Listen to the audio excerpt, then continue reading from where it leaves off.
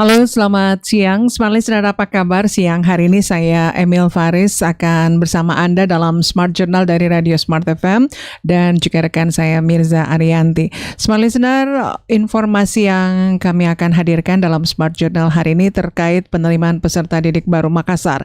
Ya, Smart Listener, penerimaan peserta didik baru Makassar tahun ini dengan sistem baru ada sedikit perubahan dibanding tahun sebelumnya, di mana sistem PPDB Makassar terus dibenahi.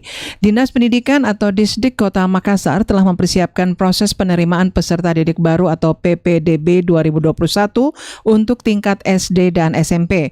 Namun tahun ini ada beberapa perubahan petunjuk teknis atau Juknis PPDB 2021, di mana pada tahun 2020 lalu pendaftaran jalur zonasi dibuka setelah jalur non-zonasi selesai. Namun untuk tahun 2021 prosesnya dibalik sehingga jalur zonasi didahulukan. Hal ini disampaikan oleh PLT Kepala Dinas Pendidikan Kota Makassar, Nilma Palamba. Selain pendaftaran, kuota penerimaan juga mengalami perubahan. Di tingkat SD misalnya, untuk jalur zonasi disiapkan kuota sebesar 75% dari daya tampung sekolah. Lalu jalur afirmasi sebesar 20%. Sisanya jalur perpindahan tugas yakni 5%. Selain itu, calon peserta didik yang berada di daerah perbatasan mendapat jatah 5% dari 75% kuota jalur zonasi untuk tingkat SD. Sedangkan untuk tingkat SMP, kuota yang disiapkan untuk jalur zonasi sebesar 70%. Kemudian 20% untuk jalur afirmasi, 5% jalur perpindahan tugas, dan 5% jalur prestasi. Calon peserta didik yang berada di daerah perbatasan juga mendapat kuota sebesar 5% dari keseluruhan kuota jalur zonasi SMP yakni 70%. Sementara untuk jadwal jalur zonasi pendaftaran dimulai tanggal 21 sampai 25 Juni. Pengumuman untuk jalur zonasi tanggal 26 Juni. Sementara pendaftaran ulang tanggal 26 sampai 28 Juni. Untuk jadwal jalur non-zonasi, pendaftaran tanggal 1 sampai 3 Juli, pengumuman tanggal 4 Juli, sementara untuk pendaftaran ulang tanggal 5 sampai tanggal 7 Juli. Saat ini Dinas Pendidikan Makassar sudah mulai melakukan persiapan termasuk sosialisasi petunjuk teknis pelaksanaan PPDB 2021 dan juga masih menunggu pemenang tender untuk menyiapkan aplikasi PPDB 2021, di mana aplikasi ini akan digunakan oleh calon peserta didik untuk mendaftarkan diri.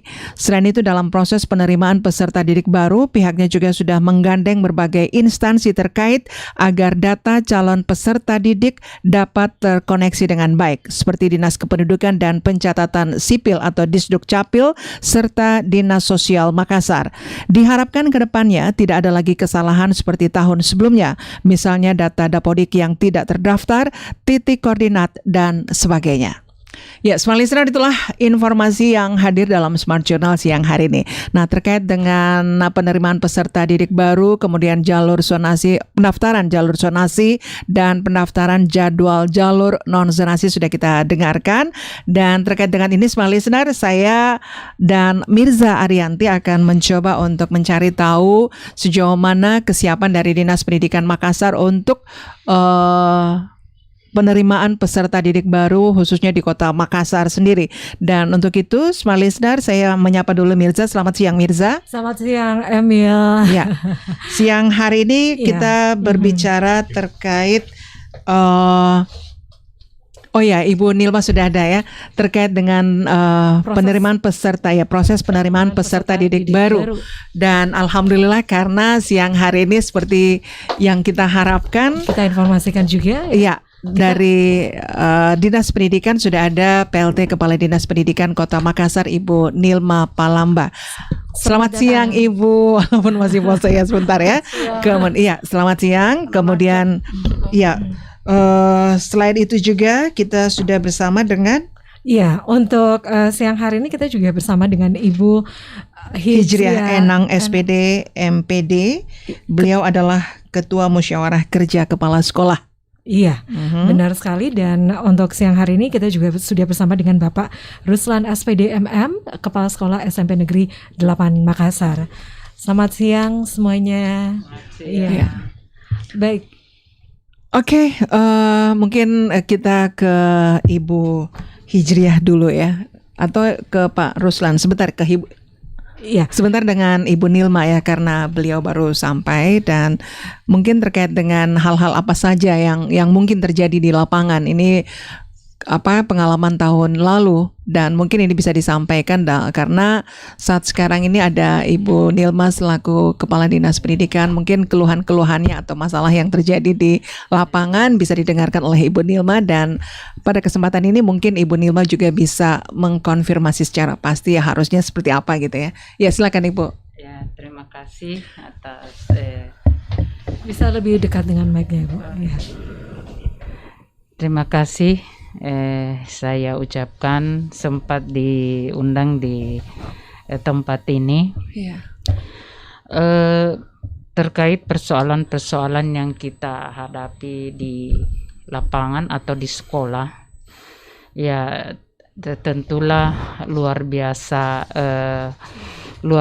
rumitnya di masa seperti sekarang. Saya kira bukan di sekolah saja, dimanapun juga berada situasinya saya pikir rumit. Nah, terkait persoalan di sekolah, yang pertama, kagetnya kita dengan proses PBM yang terjadi di masa pandemi ini. Tidak pernah ada kesiapan. Pembelajaran itu dimulai dari perencanaan, pelaksanaan. Nah, ini masa pandemi perencanaannya apa? Ya, namun pemerintah menyampaikan kita bahwa kurikulum yang digunakan kurikulum nasional yang disederhanakan, kemudian diberikan wewenang ke sekolah mengatur kurikulum sesuai dengan kondisi yang ada di sekolah. Saya pribadi di SMP Negeri 30 menerapkan kurikulum pendidikan berbasis agama, karena mengingat kondisi sekarang tentu akademik sangat sulit untuk digapai, sangat sulit untuk tercapai di anak-anak soal akademik. Menangis darah pun kita melakukan itu dengan pembelajaran jarak jauh, mustahil. Olehnya itu saya menekankan kepada guru-guru yang ada di sekolah bagaimana kita mengutamakan kecakapan hidup, ya. Bagaimana memberi pendidikan kehidupan kepada anak-anak, bagaimana bersosialisasi, bagaimana bersikap. Untuk guru agama cukup ajarkan ibadah sehari-hari, bagaimana kita melaksanakan ibadah. Misalnya kita orang Islam, kalau sholat terlambat masuk sholat, sholat berjamaah terlambat berjamaah, bagaimana kita memulai sholat yang terlambat masuk berjamaah. Dan semua mapel di sekolah saya upayakan diintegrasikan pendidikan agama di situ. Saya bilang tunjukkan saja kekuasaan Allah, karena kalau akademik bagaimanapun kita sangat sulit untuk ada hasil untuk itu. Ya, ini karena adanya pembelajaran secara online atau alasannya apa, Ibu? Iya, karena dengan pembelajaran online tidak adanya tatap muka, ya. Tidak adanya tatap muka. Kemudian kita juga guru ya tentu belum cukup persiapan untuk itu. Namun dalam artian belum maksimal gitu ya, iya. Bu? Iya, karena yang kita persiapkan selama ini kan pembelajaran tatap muka. Bagaimana kita berinteraksi langsung dengan anak-anak dalam menanamkan konsep-konsep itu. Nah, tiba-tiba kita diperhadapkan dengan situasi yang tidak sesuai dengan perencanaan yang sudah kita buat sebelumnya. Itu untuk kurikulum darurat ya? Iya, untuk kurikulum darurat. Dan itu terjadi di 2020 sampai sekarang ini ya? Sampai sekarang. Oke. Mungkin ke Pak Ruslan. Ya, Pak Ruslan bisa mic-nya. Ya, kendala sarana juga ya. Iya. Silakan. Baik, terima kasih sudah diundang ke Radio Smart FM. Selamat siang kepada seluruh pendengar di mana saja berada. Saya sedikit agak berbeda dengan Ibu Hijrah Enang dalam hal pembelajaran, karena kebetulan di SMP Negeri 8 ini agak lumayan lah. Kalau dari segi kemampuan guru untuk memfasilitasi anak-anak ada sekitar 70% saya sudah agendakan. Kemudian tinggal tugas saya ini memfasilitasi dari segi sarana. Di SMP 8 kebetulan tahun 2019 saya mendapat namanya bos kinerja, itu 1 miliar 70 juta. 1 miliar 70 juta ini dalam juknisnya memang harus dibelikan untuk tablet. Jumlah tablet yang saya harus beli sesuai dengan juknis itu 528, Bu. Dan itu sudah terbeli di tahun 2000. Begitu datang pandemik, rumit memang di awalnya karena tidak ada petunjuk apa-apa yang kami terima, kecuali dikatakan bahwa sesuaikan saja dengan kondisi yang ada. Itu 3 bulan berjalan itu sampai masuk tahun ajaran baru yang murni COVID itu ceritanya. Itu di bulan-bulan Juli itu terpaksa kita memfasilitasi guru untuk, saya pelajari di tahun sebelumnya kan begini. Yang rumitnya waktu itu aplikasi yang digunakan oleh teman guru itu terlalu banyak, sehingga di HP anak-anak itu hang karena terlalu banyak aplikasi. Akhirnya di tahun 2000 tahun ajaran baru itu saya memfasilitasi teman cukup 1 aplikasi. Kami kerjasama dengan ruangguru.com itu, sehingga difasilitasi oleh ruang guru di situ. Iya, aplikasi. Jadi guru ini hanya menggunakan 1 aplikasi, ruang guru semua. Kemudian untuk anak-anak, karena ini ada beberapa keluhan yang tidak punya HP, laptop dan sebagainya, itu kami fasilitasi. Jadi saya bagi tablet itu sampai pada permintaan orang tua itu, yang jelas tablet yang ada di sekolah tinggal 60 yang belum terbagi. Berarti ada kurang lebih 400 lebih yang terbagi. Termasuk guru saya berikan pakai untuk sementara, yang karena waktu itu agak rumit kalau mereka gunakan HP. Saya bilang khusus untuk pembelajaran kita gunakan ini.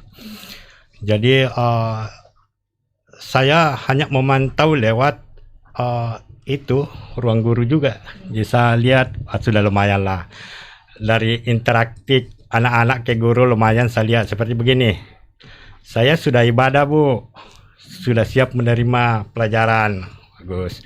Saya sholat surat duha, Bu. Sudah siap menerima pelajaran. Gurunya hanya biasa menjawab, silakan berdoa dulu. Doa anak-anak semua. Sudah itu ya, masuk materi. Materi itu di SMP 8 ini kami menggunakan 2 pola. Bisa live karena difasilitasi oleh itu aplikasi. Bisa juga hanya mengirim lewat itu semacam, tapi bukan WA, tetap dikirim di itu di ruang guru, tapi modelnya seperti WA sebenarnya di aplikasi itu. Alhamdulillah berjalan lancar.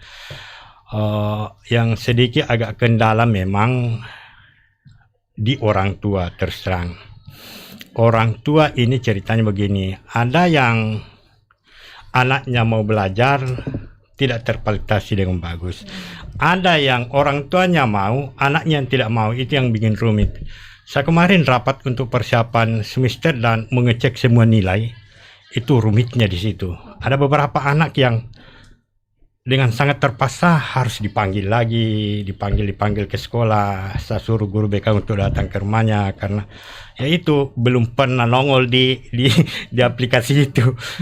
Dipanggil ke sekolah. Dipanggil ke sekolah. Guru ke Enggak, kami ada sudah ke rumah masing-masing murid. Nah, ceritanya begini, Bahkan dijemput. guru datang ke rumahnya untuk mengetahui kondisinya, lalu diajak mereka ke sekolah. Begini Pak Ruslan, Iya. ini mewakili ini juga ya, saya masukan dari para orang tua begitu yang saya dengar. Iya. Katanya sepertinya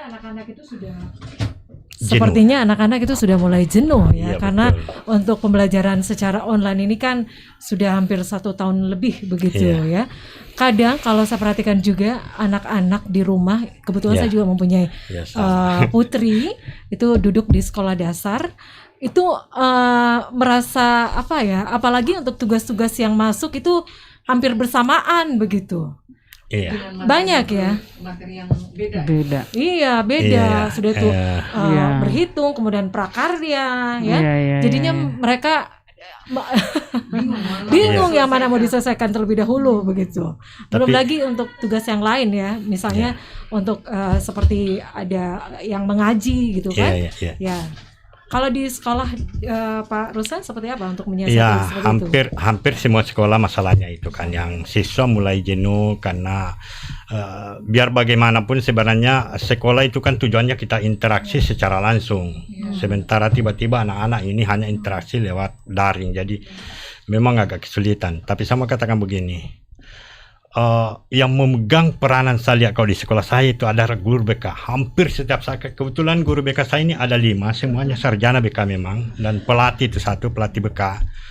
Ini yang hampir setiap saat itu dia kirim berita-berita ke anak-anak. Seperti begini, dia selalu menyampaikan, tapi dengan gaya-gaya santai.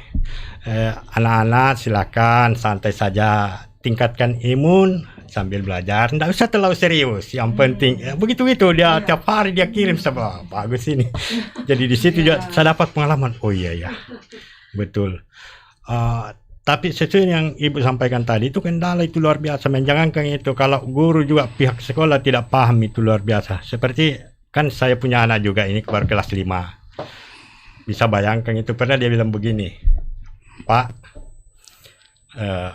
Itu beritahu itu guru saya jangan dikasih saya pekerjaan terlalu banyak. Ini anak saya ini. Saya baca sampai hampir betul saya keberatan sama gurunya.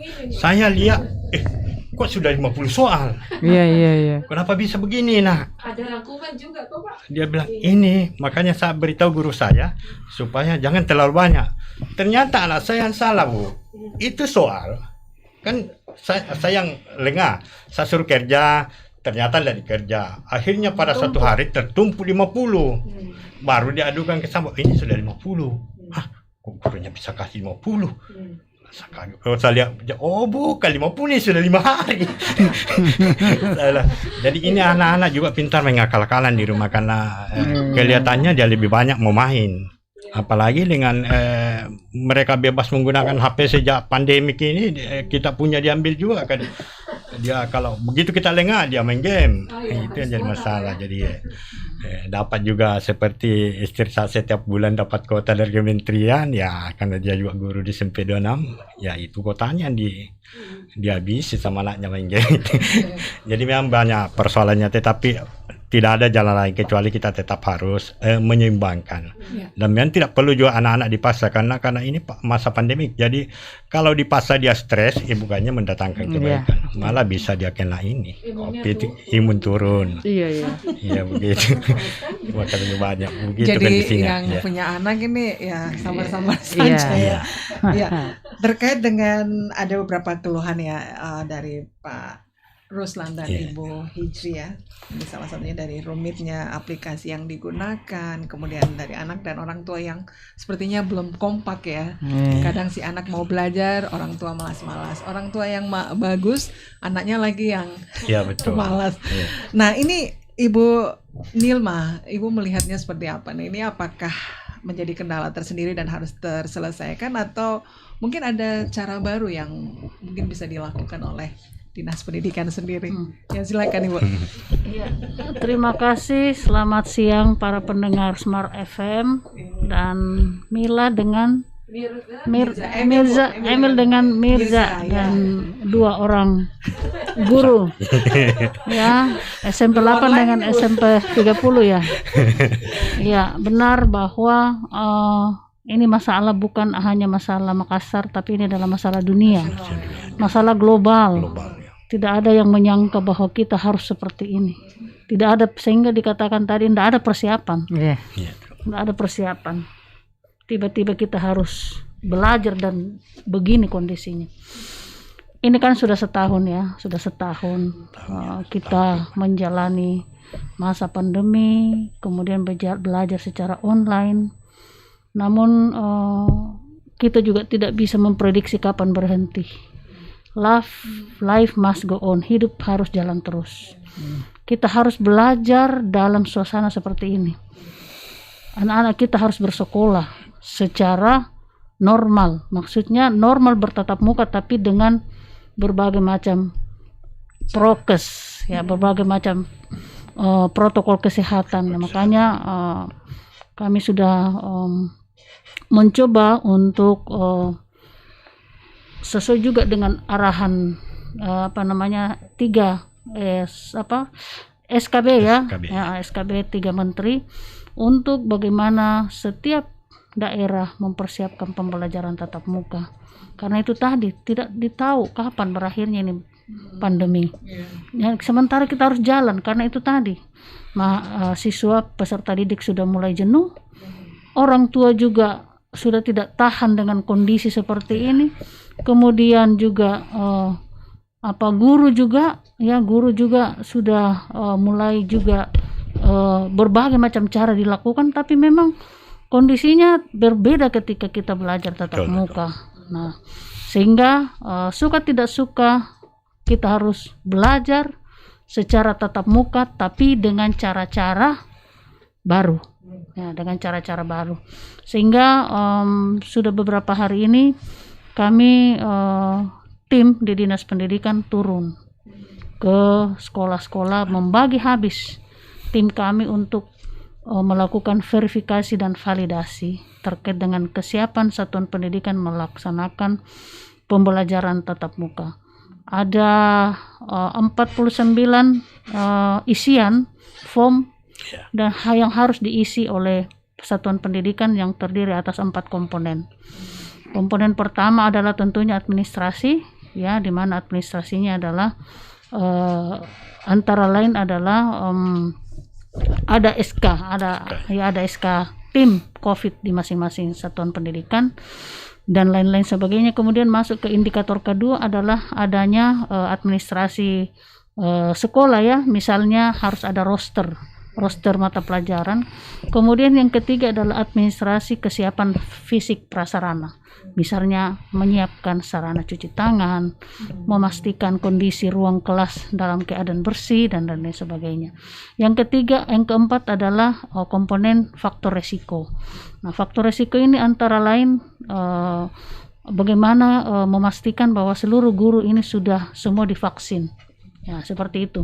Jadi ada 4 komponen ini yang harus diisi oleh para verifikator dan harus disiapkan oleh setiap satuan pendidikan, kurang lebih 49 Pak, ya. 49 item yang harus diisi untuk melaksanakan pembelajaran tatap muka. Nah, untuk orang tua juga, ya. Ada orang tua memberi pernyataan bahwa saya bersedia anak saya mengikuti pelajaran tatap muka. Seperti itu kira-kira. Karena ini sangat tergantung dari orang tua, dan orang tua juga sudah sangat antusias untuk mempersiapkan anaknya masuk sekolah. Ya, guru juga sudah rindu bertemu dengan anak, apalagi anak. Nah, apalagi peserta didik. Iya.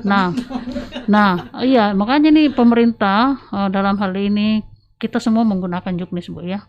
Ada rekomendasi dari WHO, ada rekomendasi dari UNICEF yang harus kita jadikan rujukan di dalam melaksanakan pembelajaran tatap muka. Dan insya Allah dalam bulan ini kami fikskan seluruh hasil verifikasi dan validasi, seluruh hasil verbal dari tim kami. Apakah memang semua sekolah di Kota Makassar dapat atau bisa, ya, melalui hasil yang kita dapatkan nanti, pasti banyak yang, saya pastikan banyak yang tidak memenuhi syarat untuk melakukan PTM, ya. Iya, pastilah. Tidak semua, saya kira begitu, karena ya sarana prasarananya tidak disiapkan. Kemudian kemarin kan ada puting beliung, sehingga ada sekolah yang harus renovasi. Dan itu tadi saya sarankan yang terutama adalah, saya sudah sampaikan kemarin di pertemuan beberapa kepala sekolah, saya tidak harus dipastikan bahwa sumber air itu jelas.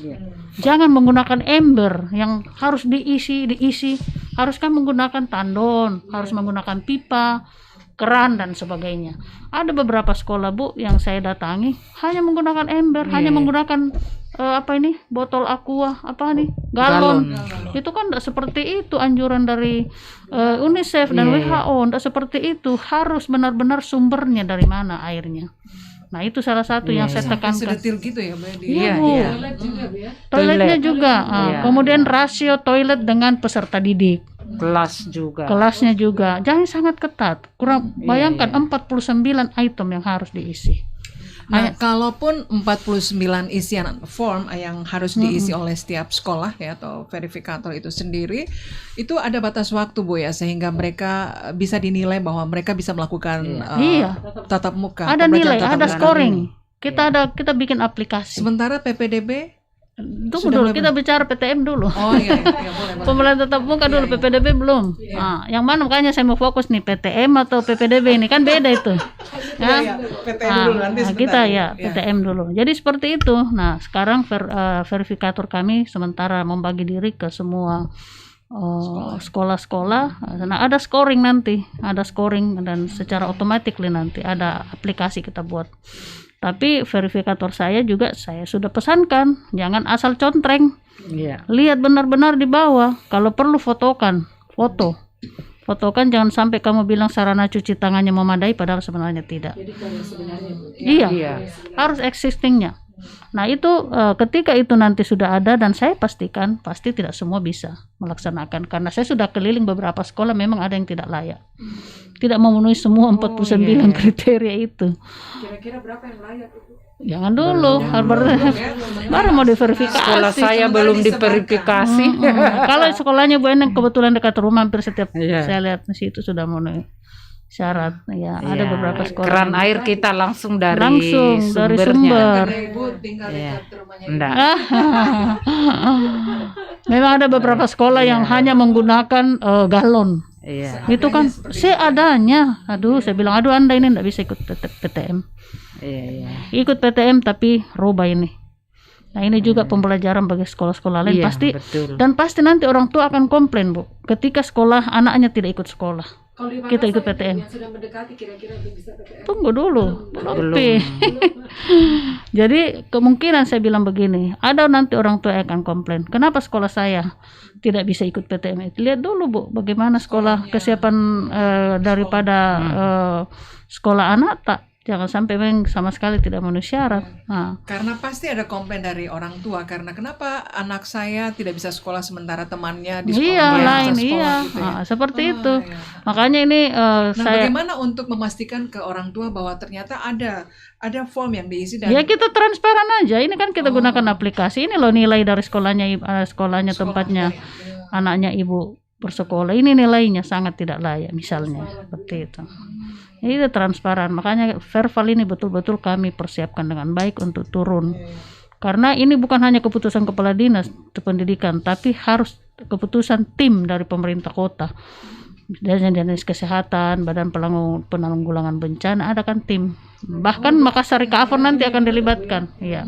Oh ya, saya sampaikan juga bahwa dalam rangka pembelajaran tatap muka ini Bapak Wali Kota menyiapkan kurang lebih 300.000 antigen untuk mendeteksi, kurang lebih 300.000 alat tes antigen untuk siswa yang untuk memastikan pada saat mereka masuk ke ruang kelas untuk diantigen terlebih dahulu. Seperti itu. Dan Jadi yang mau tidak mau anak-anak harus ikut ini ya, mau diperiksa gitu ya. iya, mau Menggunakan dites alat antigen untuk memastikan bahwa mereka sehat. 300.000 Iya, kurang lebih. dan itu disebar ke semua sekolah. Pastilah, tidak mungkin satu tempat. Iya, dengan 300.000 apakah mencukupi nanti untuk beberapa sekolah? Ada SD. Nah kan ada tidak SMP. semua sekolah, pasti ada yang akan gugur nanti untuk melaksanakan pembelajaran tatap muka. Yang gugur ini dilihat dari hasil verifikasi Iya, form itu ya. iya. Ketat, Bu, ketat, Iya. sangat ketat. Jadi setelah mereka Karena kesehatan di atas segala-galanya. Iya, betul. Setelah mereka diverifikasi dan ada waktu bahwa mereka bisa Mempersiapkan, ya, untuk mempersiapkan dirinya untuk Iya. proses pembelajaran Iya. tatap muka, Ini kan mereka akan diberikan itu ya alat tes antigen. Iya, yang sudah siap ya dari segi 4 aspek tadi itu yang benar-benar siap memenuhi 49. Administrasi untuk SK-nya, administrasi untuk sekolah seperti jadwal, kemudian fisik, programnya, komponen faktor Resiko. resiko, mereka bisa lanjut ya. Yang jelas 49 indikator harus terpenuhi. Dari SMP 8 sendiri sudah. Oke. Sudah ada ini? Ibu Dapat Kadis isian atau ketika sudah Dapat form juga ya? sudah. Ibu Kadis ketika suatu waktu datang ke sekolah saya, kebetulan saya tidak ada. Memang kelihatan tidak siap. Ya? Memang kelihatan sekolah itu tidak siap. Sekolahnya Bapak? Iya. Tapi itu beberapa Sebulan yang lalu. Sebulan yang lalu. Sebulan yang lalu. Ini kalau hari Senin saya lihat di verifikasi, iya. Tidak, persoalannya begini, sekolah itu sangat besar, luas, sehingga ketika kami mau bebenah secara total, waktu itu saya terlambat lagi terima dana BOS. Jadi saya tidak bisa berbuat apa-apa, tapi alhamdulillah kalau hari Senin di verifikasi saya sudah lihat Bu Kadis, kelihatannya saya akan terpenuhi semua. Alhamdulillah. Kelihatan. Dalam waktu 1 bulan bisa semuanya Tidak, baru 1 minggu, Satu minggu Sebenarnya full nggak setiap lama. hari guruku kerja bakti untuk Saya mampir tadi membenahi. di sekolahnya Bapak Iya. lagi. Iya. Setiap Berarti, hari. Jalur saya tiap hari kan. Iya, betul. SMP 8 dengan Ibu. Jadi untungnya ini Iya. ada juga form yang harus diisi ya. Iya, biar, saya sudah tahu baca, juga, ya, alhamdulillah. Apa yang kurang dari sekolah. Iya. Yang kelihatannya akan kurang kalau di saya seperti begini. Saya ini terus terang belum divaksin. Bu. Waduh. Persoalannya saya kena COVID. Nggak apa-apa. Ya, Tapi saya kan kena ada COVID. jeda waktu. Ya betul.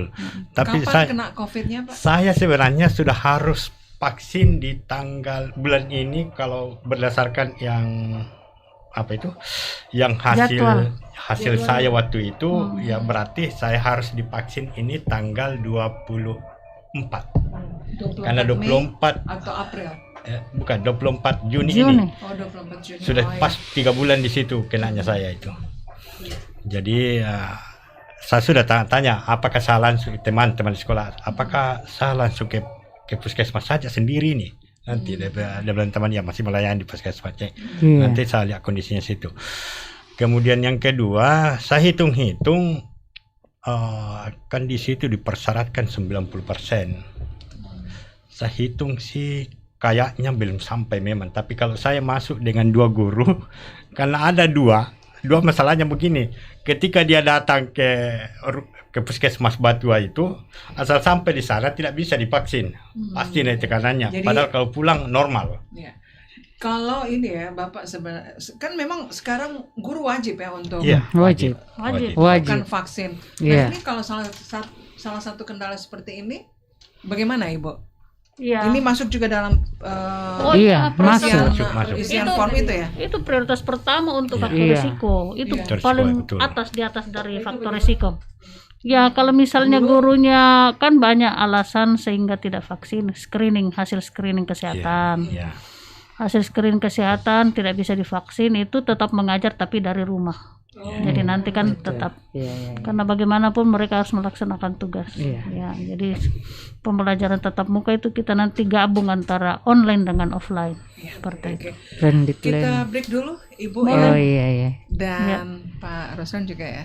Kita akan lanjutkan perbincangan kita siang hari ini yang cukup menarik ya.